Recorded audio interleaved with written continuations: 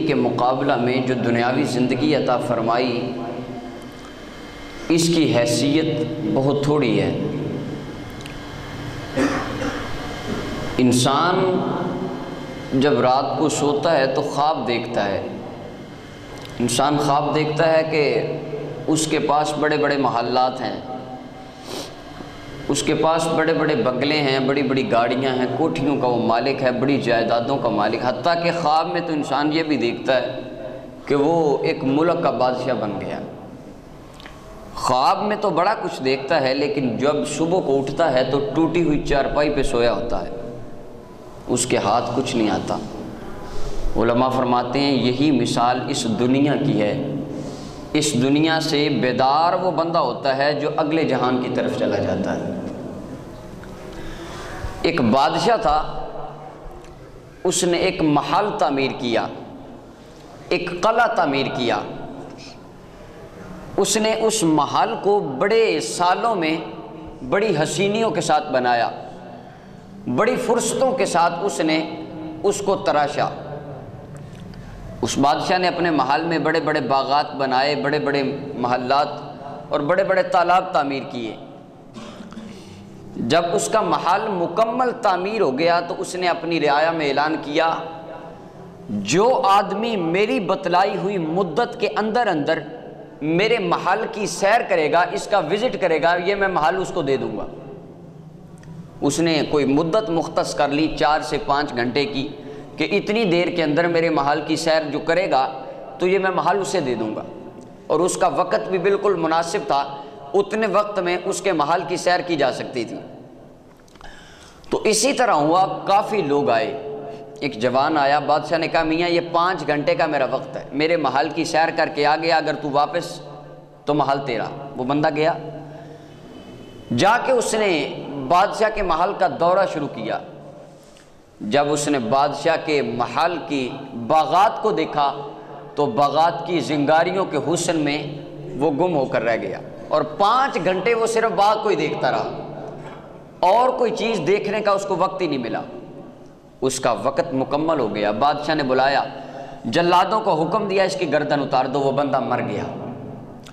اسی طرح بڑے بڑے جوان آئے، اور بھی بڑے بڑے لوگ آئے، لوگ آتے گئے۔ اس کے بادشاہ کے محل کا جب وزٹ کرنے کے لیے لوگ جاتے تو کوئی اس کے باغات کی حسن کو دیکھتا رہ جاتا، تو کوئی اس بادشاہ کے محلات کی دیواروں پر بنے ہوئے نقش و نگار کو دیکھتا رہ جاتا۔ کوئی بھی آدمی اپنی مدت کے اندر اس وقت کو پورا نہیں کر سکا۔ جب پورا نہیں کر سکا تو بادشاہ نے سب کو قتل کروا دیا، گردنوں کی لائنیں لگ گئیں۔ ایک دیہاتی آدمی جو دانا بھی تھا، عقل مند بھی تھا، اس کو پتہ چلا کہ بادشاہ نے یہ اعلان کر رکھا ہے۔ وہ اپنے علاقے سے چلا اور بادشاہ کے پاس آیا، آ کے کہنے لگا بادشاہ میں تیرے محل کا وزٹ کروں گا، میں تیرے محل کا دورہ کروں گا، اور تیرے بتائے ہوئے وقت میں کروں گا۔ بادشاہ کہنے لگا میاں دھیان کرنا، اگر نہ کر سکا تو گردن اتار دوں گا۔ اس نے کہا مجھے منظور ہے۔ بادشاہ نے کہا ٹھیک ہے، وہ میرا محل ہے، جا چلا جا۔ وہ بادشاہ کے سپاہی اس جوان کے ساتھ ہوئے، وہ چلا گیا بادشاہ کے محل میں۔ اگر 5 گھنٹے کی مدت تھی تو وہ جوان 3 گھنٹے میں بادشاہ کے پورے دربار کا، اس پورے قلعے کا، پورے محل کا دورہ کر کے واپس آ گیا۔ بادشاہ کہنے لگا یار تو بڑا جوان نکلا، کیا میرے محل کے باغات اتنے سونے نہیں تھے کہ تو ان میں گم ہو جاتا؟ کیا اس میں جو قالین بچھے تھے وہ اتنے حسین نہیں تھے کہ تو ان کو ہی دیکھتا رہتا؟ میرے باغات کے تالابوں کے کیا کہنے، تجھے کچھ بھی اچھا نہ لگا؟ وہ کہنے لگا بادشاہ تیرے سپاہی ساتھ تھے، تیرے پورے محل کا میں نے دورہ کر لیا، پہلے اپنا وعدہ پورا کر، محل میرا ہو گیا۔ بادشاہ نے کہا جا میں نے محل تجھے دے دیا۔ محل اس جوان کے پاس آ گیا، کہنے لگا بادشاہ سن، میں نے جو تیرے محل کا دورہ کیا ہے نا، میں نے سارا دورہ آنکھوں کو بند کر کے کیا ہے۔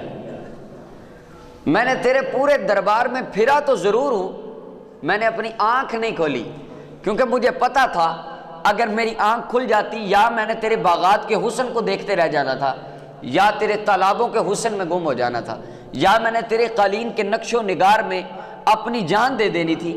تو مجھے اتنی عقل اور سینس ضرور تھی کہ پہلے بھی اتنے مر گئے ہیں، میں بھی مر جاؤں گا، لہٰذا میں آنکھیں بند کر کے تیرے دربار کا دورہ کر کے آ گیا ہوں، اب وہ محل میرا ہو گیا ہے، اب ساری زندگی میں رج رج کے تیرے دربار کو دیکھتا رہوں گا۔ عقل مند تھا۔ یہ بات فرما کے علماء مسئلہ سمجھاتے ہیں، ایک بادشاہ ہمارے سر پر بھی موجود ہے، جو ہمارا خالق حقیقی، مالک حقیقی ہمارا اللہ ہے، اور اس نے بھی ایک محل تعمیر فرمایا ہے جس کو دنیا کہا جاتا ہے، اور اس دنیا میں اس نے بڑی بڑی حسینائیاں رکھی ہوئی ہیں، بڑے بڑے حسن ہیں اور بڑی بڑی چیزیں دنیا میں موجود ہیں، اور اس دربار میں آنے والے لوگ ہم ہیں جو اس دنیا میں آتے ہیں۔ جو اس دنیا کے اندر آ کے اس دنیا کی حسینیوں میں گم ہو کے مالک حقیقی کو بھلا دیتا ہے، اس کا ٹھکانہ بھی اسی طرح ہوتا ہے جس طرح جلاد اس کی گردن اتارتے تھے، پھر بندے کو دائمی جہنم نصیب ہو جاتی ہے، الیاذ باللہ۔ مگر وہ آدمی جو دانا تھا اس دنیا میں تو آیا، مگر آنکھوں کو بند کر کے خواہشات نفسانیہ سے اپنے آپ کو بچا کر اس دنیا سے واپس خالق حقیقی کے پاس چلا گیا۔ پھر اللہ کا قرآن فرماتا ہے ان الارض یرثها عبادی الصالحون، جو بندہ خدا کا ہو جاتا ہے اللہ دنیا اس کو عطا فرما دیتا ہے۔ جو بندے کا تعلق مالک حقیقی سے جا ملے، دنیا، ہمارے اعلیٰ حضرت شیر ربانی رحمۃ اللہ علیہ آپ ارشاد فرماتے تھے، بیلیا جو تو بندہ اللہ دا ہو جائے نا، اللہ دنیا دونوں چنگے چی عطا فرما دیتا ہے۔ آپ یہ جملہ ارشاد فرماتے تھے۔ خلاق کائنات نے قرآن مجید میں ارشاد فرمایا قد افلح المؤمنون، فرمایا فلاح پانے والے مومن وہ ہیں الذین هم فی صلاتہم خاشعون، جو اپنی نماز میں خشوع اور خضوع کرنے والے ہیں۔ اپنی نماز میں جو خشوع اور خضوع کرے وہ کامل مومن ہیں، فلاح پانے والے ہیں۔ نماز میں خشوع و خضوع کے 3 درجات ہیں۔ پہلا درجہ ہے اخص الخاص کا، دوسرا درجہ ہے خاص لوگوں کا، تیسرا درجہ ہے ہمارا عوام لوگوں کا۔ اخص الخاص جو خشوع اور خضوع ہے وہ اللہ کے نبیوں کو حاصل ہوتا ہے یا اللہ کے ولیوں کو حاصل ہوتا ہے۔ مثلا میرے آقا کریم علیہ الصلوۃ والسلام آپ نماز سیدہ عائشہ صدیقہ رضی اللہ تعالیٰ عنہ ارشاد فرماتی ہیں، آپ فرماتی ہیں جب حضور علیہ الصلوۃ والسلام ہم سے باتیں فرماتے، نماز کا وقت ہوتا، حضور نماز پڑھتے تو اس طرح لگتا تھا کہ کوئی اجنبی بندہ ہمارے ویڑے میں نماز پڑھ رہا ہے، یعنی حضور اتنے نماز کے اندر منہمک ہو کر نماز کو ادا فرماتے۔ بخاری کی روایت، ایک دن اللہ کے محبوب علیہ السلام نماز پڑھا رہے تھے تو صحابہ کرام رضوان اللہ علیہ مجمعین نے دیکھا کہ آقا کریم علیہ السلام نے نماز کے اندر ہی اپنا ایک قدم آگے بڑھایا اور اپنا ایک ہاتھ اس طرح آگے بڑھایا پھر پیچھے فرما لیا۔ جب نماز سے فارغ ہوئے تو صحابہ عرض کرنے لگے یا رسول اللہ آج ہمیں ایک نئی ادا نظر آئی ہے۔ کچھ لوگ وہ تھے جنہوں نے بغض رسول میں نماز کے خشوع و خضوع کا یہ معنی سمجھ لیا اور انہوں نے نعوذ باللہ اپنی کتابوں میں لکھا اگر نبی کا خیال بھی نماز میں آ جائے تو نماز ٹوٹ جاتی ہے۔ مگر صحابہ کرام کا عقیدہ اس کے برعکس تھا، ان کا تو یہ ایمان تھا جس نماز میں مصطفیٰ کا خیال نہ آئے وہ نماز قبول ہی نہیں ہوتی۔ یا رسول اللہ نماز میں آج ایک نئی ادا نظر آئی، آپ نے ہاتھ کو آگے بڑھایا۔ آقا کریم علیہ السلام نے فرمایا غلاموں میں نماز پڑھا رہا تھا، مجھے سامنے جنت کے اندر ایک انگوروں کا گچھا نظر آیا، میرا دل کیا اس کو توڑ لوں، میں نے ہاتھ آگے بڑھایا مگر پھر خیال آیا اس کو نہ توڑوں، اگر توڑ لیتا تو تم قیامت تک بھی کھاتے رہتے، وہ کبھی ختم ہی نہیں ہونا تھا۔ تو یہ انبیاء کی نماز تھی جو ہر وقت نماز کے اندر یاد الہی میں مستغرق رہتے تھے۔ جناب علی المرتضیٰ رضی اللہ تعالیٰ عنہ، آپ سے کسی نے پوچھا علی تو نے خدا دیکھا ہے، کبھی خدا بھی دیکھا ہے؟ فرمایا علی اتنی دیر تک سجدے سے ساری نہیں اٹھاتا جتنی دیر تک رب کا جلوہ نہ دیکھ لے۔ تو یہ اخص الخاص کا خشوع اور خضوع ہے۔ سلطان العارفین رحمۃ اللہ علیہ آپ ارشاد فرماتے ہیں اپنی کتاب عین الفقر میں ایک واقعہ لکھتے ہیں، 2 اللہ کے ولی تھے، وہ نماز پڑھنے کی غرض سے وضو کرنے لگے۔ جب وضو کر کے نماز کی صف بندی ان دونوں نے کی تو ایک لکڑہارا بندہ قریب سے گزرا، اس نے اپنے سر پر لکڑیاں لا دی ہوئی تھیں، اس نے دیکھا، اس نے فوراً اپنی لکڑیوں کو پھینکا اور کہنے لگا بابا جی ٹھہر جانا، میں نے بھی نماز پڑھنی ہے۔ تو چونکہ وہ اللہ کے ولی تھے انہوں نے دیکھا کہ جو اپنی لکڑیوں کا گٹھا پھینک کر نماز کی طرف آ گیا یہ کوئی عام بندہ نہیں ہے۔ وہ بندہ وضو کر کے آیا تو دونوں اولیاء کرام نے اس لکڑہارے کو کہا میاں تو ہمیں نماز پڑھا، ہم تیرے پیچھے نماز پڑھیں گے۔ وہ لکڑہارا ظاہری طور پر تو دیہاتی سا آدمی لگتا تھا، نماز پڑھنے لگ گیا، جماعت کے مصلی پر وہ کھڑا ہو گیا، امامت پر نماز پڑھنے لگا۔ جب اس نے نماز کی نیت باندھ لی تو کافی وقت گزر گیا، وہ کھڑا ہی رہا۔ جب رکوع میں گیا تو پھر اتنی دیر لگا دی رکوع میں، جب سجدے میں گیا پھر اتنی زیادہ دیر لگا دی۔ نماز پڑھ کے فارغ ہوئے تو ایک اللہ کے ولی فرمانے لگے، میاں تو نے بڑے لمبے قیام، سجدے اور رکوع کیے ہیں، اس کی وجہ کیا ہے؟ کہتا بابا تیری نماز کا تو مجھے پتہ نہیں، میں اتنی دیر تک اپنا سر سجدے سے نہیں اٹھاتا جتنی دیر تک آواز نہ آئے چل اب اٹھا لے۔ وہ کہنے لگا اتنی دیر تک میں سر نہیں اٹھاتا جتنی دیر تک میرے مالک کی آواز نہ آئے چل اب اٹھا لے سر سجدے سے، پھر میں اٹھا لیتا ہوں، رکوع کرتا ہوں، جب مالک کی آواز آتی ہے چل اٹھا لے، پھر میں اٹھا لیتا ہوں۔ تو یہ اخص الخاص عوام کا خشوع اور خضوع ہے، جو نماز کے اندر اتنے مستغرق ہوتے ہیں۔ اللہ رب العالمین کے ایک ولی تھے، ان کے ہاتھ میں کسی چیز کا آشوب ہو گیا، تکلیف زیادہ بڑھی، مرض زیادہ بڑھ گیا۔ اطباء نے کہا آپ کا ہاتھ کاٹنا پڑے گا۔ آپ نے فرمایا ہاتھ کاٹ دو، کہنے لگا نہیں جناب اس طرح نہیں کاٹا جا سکتا، جب ہم آپ کا ہاتھ کاٹیں گے آپ کو بڑی اذیت ہوگی، بڑی تکلیف ہوگی، لہٰذا آپ کو رسیوں سے جکڑ کر آپ کا ہاتھ کاٹا جائے گا۔ آپ نے فرمایا میاں رسیوں سے کیوں جکڑتے ہو؟ جب میں نماز پڑھوں گا تو چھری چلا کے ہاتھ کاٹ دینا۔ آپ نماز کی نیت میں گئے، سجدے میں گئے، انہوں نے ہاتھ کاٹ دیا، آپ کو درد بھی محسوس نہ ہوا۔ یہ اخص الخاص عوام کا خشوع اور خضوع تھا، جو یاد الہی میں اتنے مستغرق رہتے تھے۔ حضرت رابعہ بصریہ رضی اللہ تعالیٰ عنہ ایک رات کے اندر 1000 رکعت نفل نماز پڑھا کرتی تھی۔ امام زین العابدین رضی اللہ تعالیٰ عنہ آپ بھی ایک رات میں 1000 رکعت نماز پڑھا کرتے تھے۔ جناب عمر بن عبد العزیز رحمۃ اللہ علیہ کے گھر ایک مرتبہ ایک مہمان آیا، آپ نے اس مہمان کو اپنے چوارے کے نیچے سلا دیا، خود چوارے پر کھڑے ہو کے اللہ کی عبادت کرنے لگے۔ عبادت کرتے کرتے آپ کی نماز کے اندر اتنے آنسو بہے کہ پرنالہ جاری ہو گیا، اور پرنالے کے اندر سے قطرے نکل کے جا کے اس مہمان پر پڑے۔ اس نے کہا لگتا بارش شروع ہو گئی ہے۔ اس نے جب بستر ہٹایا تو آسمان صاف تھا، وہ چبارے پر گیا تو دیکھا عمر بن عبد العزیز سجدے میں اللہ کی بارگاہ میں آنسو بہا رہے تھے۔ یہ ان لوگوں کا خشوع اور خضوع تھا۔ جناب ابراہیم خلیل اللہ علیہ السلام، امام غزالی علیہ رحمہ لکھتے ہیں ابراہیم علیہ السلام جب نماز پڑھتے تھے تو 2 میل کے فاصلے پر ان کے دل کی دھڑکن کو سنا جاتا تھا، اتنی خشیت الہی سے اللہ کی نماز ادا فرماتے۔ حضرت عبداللہ ابن عباس رضی اللہ تعالیٰ عنہ جب نماز کا وقت ہوتا، اللہ اکبر کی مؤذن اذان دیتا تو آپ رونے لگ جاتے، ساتھ بیٹھے لوگ بھی رونے لگتے۔ ایک دن صاحب نے پوچھا حضور آپ روتے کیوں؟ آپ نے فرمایا تمہیں نہیں پتہ کتنی بڑی امانت کی طرف ہمیں بلایا جا رہا ہے۔ اخص الخاص لوگوں کا خشوع اور خضوع وہ الگ ہے۔ اس کے بعد ایک طبقہ آتا ہے خاص لوگوں کا، جن کو علماء کہا جاتا ہے۔ علماء کا خشوع اور خضوع یہ ہے کہ علماء کو نماز کا معنی و مفہوم بھی پتہ ہوتا ہے، اور وہ اپنے رب سے باقاعدہ طور پر مناجات کر رہے ہوتے ہیں، ان کو مکمل سمجھ ہوتی ہے۔ حضرت داتا علی حجویری رحمۃ اللہ علیہ جب آپ لاہور میں تشریف لے کر آئے تو آپ نے مسجد بنائی۔ علماء نے اعتراض کیا کہ حضرت آپ کی مسجد کا قبلہ درست نہیں ہے۔ آپ نے ایک دن علماء کی دعوت کی، فرمایا ظہر کی نماز ہمارے ہاں پڑھیے، آپ کی دعوت بھی ہے، اور اگر میرا قبلہ درست نہ ہوا تو آپ آ کے سمت درست فرما دیجیے گا۔ علماء آئے، آپ نے ظہر کی نماز ادا فرمائی۔ داتا صاحب علی حجویری رحمۃ اللہ علیہ مصلی امامت پر کھڑے ہوئے، آپ نے تکبیر فرمائی اور نیت باندھ لی۔ جب آپ نے سجدے میں گئے، سر اٹھایا تو تمام علماء نے سامنے دیکھا، سامنے اللہ کا گھر بیت اللہ نظر آ گیا۔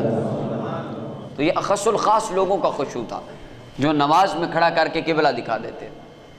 خاص علماء کا خشوع، حضرت امام اعظم ابو حنیفہ رحمۃ اللہ علیہ، آپ اس طرح رات کو عبادت کرتے۔ جب آپ کا وصال ہوا تو ہمسائے کی چھوٹی بچی کہنے لگی بابا جان ہمارے ہمسایوں کا ایک ستون گر گیا۔ باپ کہنے لگا بیٹی وہ ستون نہیں تھا، مسلمانوں کا امام تھا جو ساری رات کھڑے ہو کر اللہ کی عبادت کیا کرتا تھا۔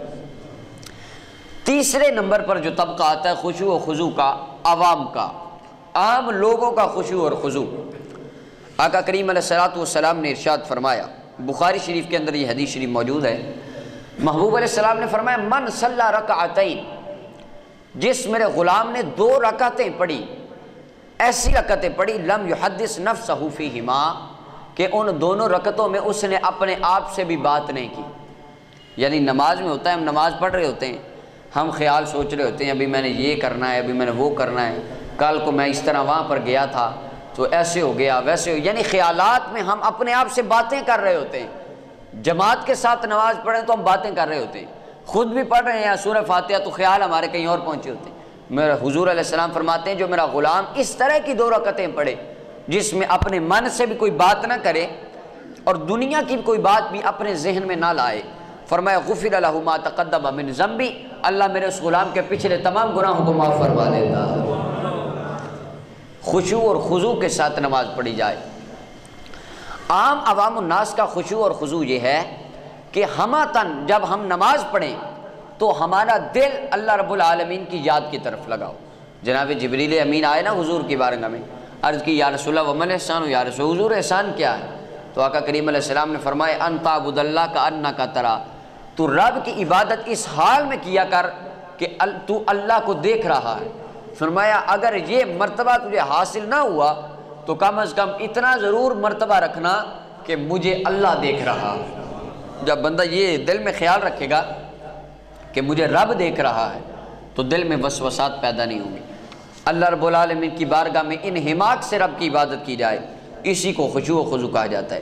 آقا کریم علیہ الصلوۃ والسلام فرماتے ہیں، جامع الترمذی جلد اول کے اندر یہ حدیث شریف موجود ہے، محبوب علیہ السلام نے فرمایا ان الصلاۃ تمکن، میرے غلاموں نماز تو بڑے سکون کا نام ہے۔ فرمایا وتواضع، نماز تو اللہ کی بارگاہ میں عاجزی کرنے کا نام ہے۔ وتضرع، نماز تو اللہ کی بارگاہ میں گڑ گڑانے کا نام ہے۔ وتأوخ وتنادم، اللہ کی بارگاہ میں شرمسار ہونے کا نام نماز ہے۔ آقا کریم علیہ السلام فرماتے ہیں وتضع یدیک، رب کی بارگاہ میں ہاتھوں کو رکھ دے کر یا اللہ پکارنے کا نام نماز ہے۔ فرمایا فمن لم یفعل فہی خداج، جس کی نماز میں رب سے محبت نہ ہو، جس کی نماز میں اللہ رب العالمین کی بندگی نہ ہو، جس کی نماز میں رب کی بارگاہ میں شرمساری نہ ہو، جس کی نماز میں عاجزی نہ ہو، فرمایا اس کی نماز ناقص ہو جاتی ہے۔ جس طرح دیکھیے ایک بندہ بادشاہ کے سامنے کھڑا ہو، بادشاہ اس سے بات کر رہا ہے، اچانک اس کی نظر اپنے کپڑوں کی طرف پڑی، اس کو پتہ چلا میرے تو کپڑے گندے ہیں، اس کے دل میں شرمساری پیدا ہوگی، اس کے دل میں شرمساری پیدا ہوگی، لیکن بادشاہ کو اس پر رحم نہیں آئے گا۔ لیکن ایک ہمارا بادشاہ وہ ہے جس کی بارگاہ میں کروڑوں گناہوں کی دنیا لا کے 2 آنسو پیش کرو، اللہ اپنے فرشتوں کو فرماتا ہے فرشتوں دیکھو میرا بندہ آیا تو میری بارگاہ میں ہے نا، جاؤ تم گواہ ہو جاؤ، اس نے 2 آنسو مجھے دیے ہیں، میں نے اس کے تمام پچھلے گناہوں کو معاف فرما دیا۔ تو جو رب کی بارگاہ میں مالک تو وہ ہے جو 70 ماؤں سے زیادہ پیار کرنے والا ہے۔ آقا کریم علیہ السلام کی حدیث مبارکہ ہے، میرے محبوب علیہ السلام ارشاد فرماتے ہیں، حضور فرماتے ہیں اللہ نے ایک رحمت کائنات میں رکھی ہے۔ کتنی رحمت؟ محبت سے بولیں 1%، 100% رحمت میں سے اللہ نے ایک حصہ ابھی کائنات میں رکھا ہے۔ اس دنیا کائنات میں ہماری ماؤں سے زیادہ ہم سے پیار کرنے والی ذات آقا کریم علیہ السلام کی ذات ہے۔ حضور سے بڑھ کر ہم سے کوئی محبت نہیں کرتا۔ آقا کریم علیہ السلام کے بعد سب سے زیادہ رحمی رشتوں میں ہماری ماں ہم سے محبت کرتی ہے۔ مگرمچھ ایک وحشی جانور ہے لیکن اپنے بچوں کو نہیں کھاتا۔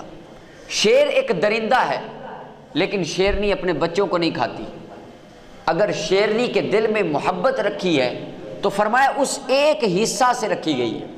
اگر ماؤں کے دل میں جتنی محبت رکھی گئی ہے اس ایک حصہ سے رکھی گئی ہے۔ اگر آقا کریم علیہ السلام کے دل میں امت کا رحم اللہ رب العالمین نے رکھا ہے تو اس ایک حصہ سے رکھا ہے۔ 1,24,000 نبیوں رسولوں کے دل میں اپنی امتوں کا جو پیار ہے، ماؤں کے دل میں جو اپنی اولادوں کی عظمت اور محبت ہے، اولاد کے دل میں اپنے والدین کا جو مقام ہے، درندوں اور وحشی جانوروں کے دلوں میں جو اپنی نسلوں کا تقدس ہے، فرمایا وہ اللہ نے 1% محبت کے حصہ سے رکھا، اور 99% حصے محبت کے اللہ نے اپنی بارگاہ میں سنبھال کے رکھ لیے۔ صحابہ نے عرض کی یا رسول اللہ، اللہ ان کا کیا کرے گا؟ فرمایا جب قیامت کا دن ہوگا اللہ 99% رحمت میری امت پر نچھاور فرما دے گا۔ فرمایا وہ 99% محبت اللہ نے میرے غلاموں کے لیے بچا کے رکھی۔ فرمایا نماز تو عاجزی کا نام۔ صاحب جو اللہ ہم سے اتنی محبت کرتا ہے، ہمارا بھی حق بنتا ہے اس مالک کے امر و نواہی کو بجا لائیں، اس مالک کی بارگاہ میں ہم حاضری دیں۔ آقا کریم علیہ الصلوۃ والسلام نے ارشاد فرمایا، اذا صلیت، فرمایا میرے غلام جب تو نماز پڑھے، فصلی صلاۃ مودع، تو وداع کرنے والے کی طرح نماز پڑھ، اس طرح نماز پڑھ کے تیری زندگی کی آخری نماز ہے، اس نماز میں تجھے لطف آئے گا۔ اللہ کا قرآن فرماتا ہے، فرمایا واتقوا اللہ واعلموا انکم ملاقو، لوگو اللہ سے ڈرو، جان لو کہ تم اللہ رب العالمین سے ملنے والے ہو۔ آقا کریم علیہ السلام نے ارشاد فرمایا من لم تنہا صلاتہ عن الفحشاء والمنکر لم یزدد من اللہ الا بعدا، فرمایا غلاموں جس بندے کی نماز اس کو برائی کے کاموں سے نہ روکے تو اس کو اپنی نماز کے اندر صرف اللہ سے دوری حاصل ہوتی ہے اور کچھ حاصل نہیں ہوتا۔ آج 5 وقت کی نماز بھی پڑھ رہا ہے اور گناہ بھی کر رہا ہے، تو سوچ تو کیا پڑھ رہا ہے۔ اگر نماز تجھے برے کاموں سے نہیں روکتی، اگر نماز تجھے سود لینے سے نہیں روکتی، اگر نماز تجھے حرام کاموں سے نہیں روکتی، تو صاحب ہمیں خیال کرنا چاہیے کہ ہم کیا پڑھ رہے ہیں۔ ایک زمانہ وہ بھی تھا کہ جب فاروق اعظم رضی اللہ تعالیٰ عنہ کا زمانہ تھا، ایک عورت پر عاشق ہو گیا، وہ کہنے لگا میں تجھ سے شادی کروں گا۔ عورت کہنے لگی میری ایک شرط ہے پھر میں تجھ سے شادی کر لوں گی۔ یا ایک واقعہ اس طرح بھی ملتا ہے کہ عورت کو وہ مرد کہنے لگا تو مجھ سے ملاقات کر، تو اس عورت نے کہا میری ایک شرط ہے پھر میں تجھ سے ملوں گی۔ اس نے کہا 40 دن فاروق اعظم کے پیچھے نماز پڑھ کے آ۔ 40 دن گزرے، وہ 5 نمازیں فاروق اعظم رضی اللہ تعالیٰ عنہ کے پیچھے ادا کرنے لگا۔ 40 دن بعد نمازیں مکمل ہوئی، عورت راستے میں کھڑی تھی کہ آ جا میں موجود ہوں، اب تو بات کر لے جو کرنی ہے۔ وہ کہنے لگا بی بی نہیں، میں فاروق اعظم کے پیچھے نماز پڑھتا ہوں، اللہ نے میرے دل سے تیری محبت نکال کے اپنی محبت پیدا فرما دی، اب میں گناہ کی طرف نہیں آؤں گا۔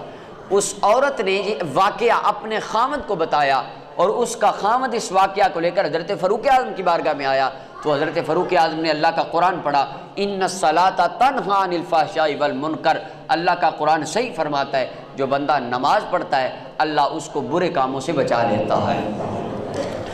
آقا کریم علیہ الصلوۃ والسلام نے فرمایا لا ينظر اللہ الی صلاۃ ولا يحضر الرجل فیہا قلب معہ ما بدنی، فرمایا اللہ اس کی نماز قبول نہیں فرماتا، اس کی نماز کی طرف نظر نہیں فرماتا جس کی نماز میں اس کے جسم کے ساتھ اس کا دل بھی اللہ کی بارگاہ میں حاضر ہو۔ نماز صرف جسم کی نہیں ہے، نماز دل کی عبادت کا بھی نام ہے۔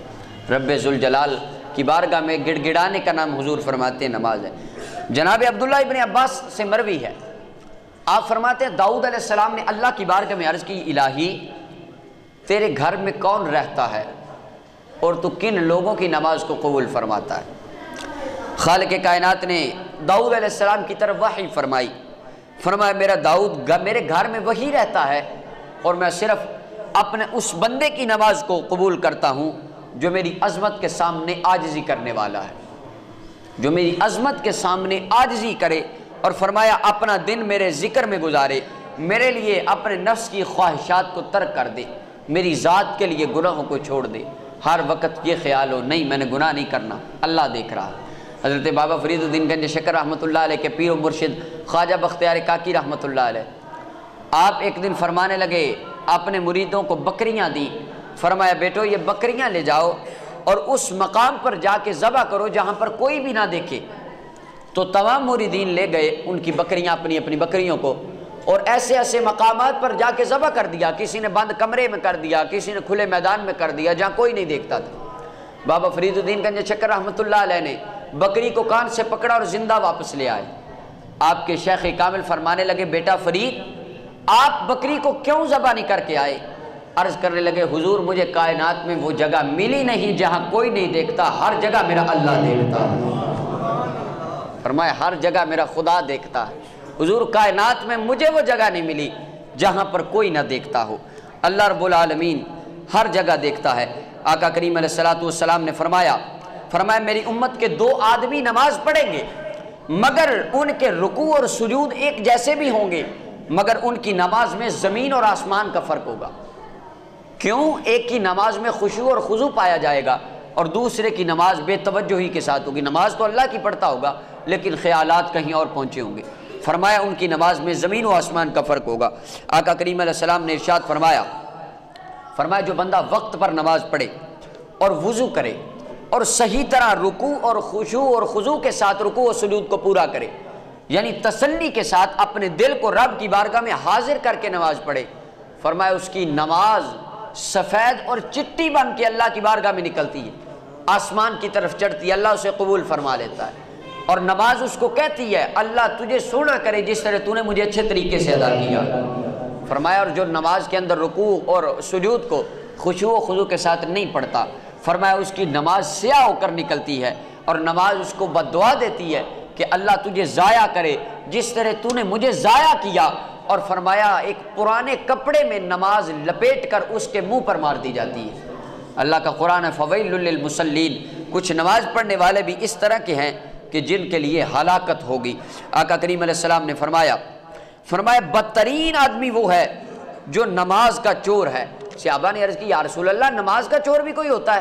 تو آقا کریم علیہ السلام نے فرمایا جو نماز کے رکوع اور سجود کے اندر خشوع و خضوع نہ کرے، نماز کو درست طریقے سے ادا نہ کرے، محبوب علیہ السلام فرماتے وہ نماز کا چور ہوتا ہے۔ اللہ اکبر۔ آقا کریم علیہ السلام نے فرمایا بہت سے نمازی ایسے ہیں جن کو نماز سے دکھ اور تکلیف کے علاوہ کچھ بھی حاصل نہیں ہوتا، یعنی ان کو صرف دکھ اور تکلیف حاصل ہوتی ہے۔ محبوب علیہ السلام نے فرمایا جنت میں افیح نام کی ایک نہر ہے، افیح نام کی ایک نہر ہے، فرمایا جس میں زعفران سے پیدا کی ہوئی حوریں موجود ہیں اور وہ حوریں موتیوں کے ساتھ اپنا دل بہلاتی ہیں، کھیلتی ہیں۔ محبوب علیہ السلام نے فرمایا اور 70,000 زبانوں میں وہ اللہ کی تسبیح بیان کرتی ہیں، اور آقا کریم علیہ السلام نے فرمایا ان کی آواز داؤد علیہ السلام کے لحن سے بھی زیادہ میٹھی ہے۔ اتنی حسین زبان میں وہ اللہ کی عبادت کرتی ہیں اور وہ کہتی ہیں یا اللہ جو خشوع اور خضوع سے اپنے دل اور جان کو تیری بارگاہ میں رکھ کے تیری نماز پڑھے، اللہ دنیا میں ان کو ہمارا خامند بنا دے۔ آقا کریم علیہ السلام نے فرمایا اللہ نے ان کے لیے انہیں پیدا فرمایا۔ محبوب علیہ السلام نے ایک شخص کو دیکھا کہ نماز میں اپنی داڑھی سے کھیل رہا تھا، حضور نے فرمایا اگر اس کی نماز میں خشوع اور خضوع ہوتا تو اس کے اعضاء میں وہ خشوع اور خضوع ظاہر ہوتا، یعنی اگر اس کی توجہ ہماتر اللہ کی بارگاہ میں ہوتی تو یہ اس طرح نہ کرتا۔ اس کے علاوہ آقا کریم علیہ السلام نے حضرت جناب عثمان غنی رضی اللہ تعالیٰ عنہ کے دور میں ایک صحابی رسول تھے جن کا نام نامی اس میں گرامی غالباً طلحہ بن عبید تھا۔ آپ اپنے باغیچے میں کھڑے ہو کر نماز ادا فرما رہے تھے، نماز ادا کرتے کرتے ایک کھجوروں کے پکے ہوئے خوشے پر آپ کی نگاہ پڑی، آپ اس کھجوروں کے خوشے کو بڑی توجہ سے دیکھتے رہے، آپ کو اپنی نمازوں کی رکعات بھول گئیں، پتہ ہی نہیں چلا کہ 3 پڑھی ہیں یا 4 پڑھی ہیں۔ جب نماز سے فارغ ہوئے تو جناب عثمان غنی کی بارگاہ میں جا کے کہنے لگے حضور یہ میرا باغ مجھے اللہ کی یاد سے غافل کرتا ہے، میں نے اس کو اللہ کی راہ میں صدقہ کر دیا۔ اسی طرح رسول اللہ کی بارگاہ میں آقا کریم علیہ السلام ایک دن آپ کو کسی غلام نے منقش کرتا بھیجا، آپ نے پہن کر نماز پڑھی، آپ کی نگاہ مبارک کرتے کی طرف گئی، نماز سے فارغ ہوئے حضور نے کرتا واپس فرما دیا، فرمایا یہ میری نماز کے اندر خلل ڈالتا ہے۔ اللہ کا قرآن فرماتا ہے قد افلح المؤمنون، فلاح پانے والا مومن وہ ہے الذین هم فی صلاتہم خاشعون، جو اپنی نماز کو اللہ کی بارگاہ میں توجہ سے پڑھنے والا ہے، خشوع اور خضوع کرنے والا ہے۔ اور اللہ کا قرآن فرماتا ہے اولئک هم الوارثون، جو نماز کو اچھے طریقے سے خشوع اور خضوع سے نماز پڑھتا ہے اللہ انہیں جنت الفردوس کا وارث بنا دیتا۔ تو ہمارا عام لوگوں کا خشوع اور خضوع یہی ہے کہ ہم خالق کائنات کی بارگاہ میں جب کھڑے ہوں تو ہمارا دل، ہماری جان، قلب و جان سے اللہ کی بارگاہ میں حاضر